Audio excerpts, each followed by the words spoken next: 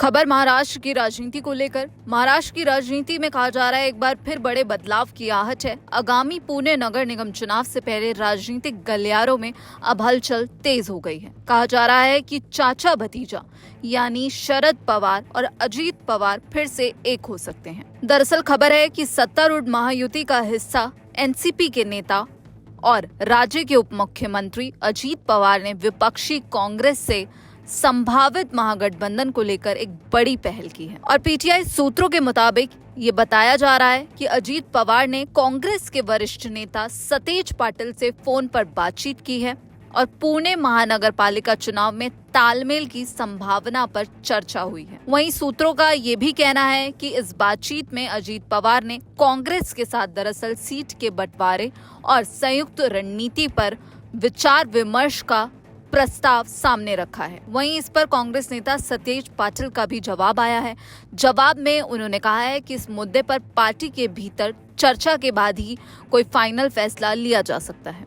उन्होंने कहा कि कांग्रेस पुणे नगर निगम की 165 वाली परिषद में सम्मानजनक हिस्सेदारी चाहती है। वहीं साथ ही सूत्रों का ये भी कहना है कि जो संभावित गठबंधन है उसकी राह आसान नहीं होगी, क्योंकि कांग्रेस कम सीटों पर समझौता करने के मूड में नहीं है। तो वहीं पार्टी का मानना है कि जो पुणे लोकसभा सीट है वो महाविकास आघाड़ी के सीट बंटवारे के फॉर्मूले के तहत कांग्रेस के हिस्से में आती है और ऐसे में जो नगर निगम चुनाव है उसमें मजबूत प्रदर्शन कांग्रेस के लिए जमीनी पकड़ मजबूत करने के लिहाज से काफी जरूरी है। इसी वजह से कहा जा रहा है कि कांग्रेस फिलहाल किसी भी ऐसे गठबंधन को लेकर सतर्क है जिससे उसे सीमित सीटों पर ही संतोष करना पड़े।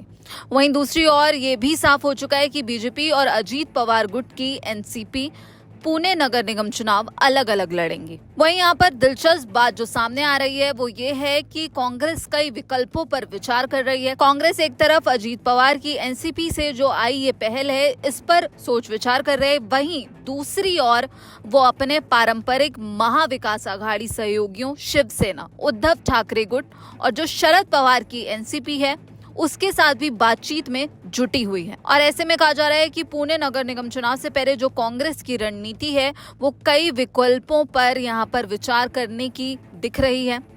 वहीं जो राजनीतिक जानकार हैं उनका ये मानना है कि अगर ये बातचीत जो पहल यहाँ पर अजीत पवार की तरफ से की गई है आगे बढ़ती है तो सीटों के बंटवारे को लेकर जो सबसे बड़ी अड़चन है वो कांग्रेस की सम्मानजनक हिस्सेदारी की मांग ही बनेगी। लेकिन सूत्रों की तरफ से आई इस रिपोर्ट से ये साफ है कि अजीत पवार ने जो पहल की है उससे महाराष्ट्र की राजनीति में जो नए समीकरण की अटकलें हैं उनको जरूर हवा दे दी है। वहीं हमने देखा कि महाराष्ट्र के निकाय चुनाव में सत्ताधारी महायुति को प्रचंड जीत मिली है और यहाँ पर भारतीय जनता पार्टी सबसे बड़ी पार्टी बनकर उभरी है, जिसे लेकर मुख्यमंत्री देवेंद्र फडणवीस का भी बड़ा बयान सामने आया। सीएम देवेंद्र फडणवीस ने कहा कि हमने महाविकास आघाड़ी का पूरी तरह सफाया कर दिया है। बीजेपी का स्ट्राइक रेट सबसे ज्यादा है। जनता ने पीएम मोदी की विकास की राजनीति पर मोहर लगाई है। पीएम मोदी की विश्वास की राजनीति पर जनता ने मोहर लगाई है। वहीं फडणवीस ने यह भी कहा कि आने वाले दिनों में हम नगर निगम और साथ ही जिला परिषद के चुनाव भी जीतेंगे। लेकिन इसी बीच जो ये बड़ी खबर महाराष्ट्र के सियासी गलियारों में जो नई सियासी खिचड़ी पकती हुई दिख रही है